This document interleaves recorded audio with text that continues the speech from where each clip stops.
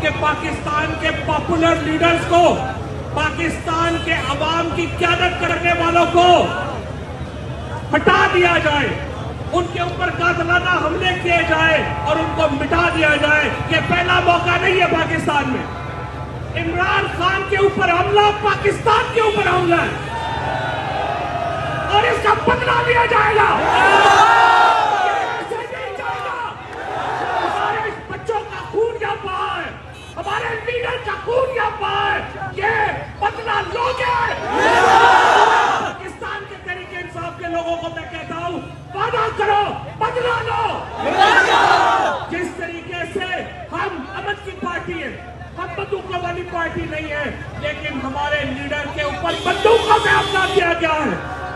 उस दिन लोग जो इसके पीछे हैं वो कान खुल के सुन ले, आप कान खोल के सुन ले, हम इसका बदला लेंगे इंशाल्लाह।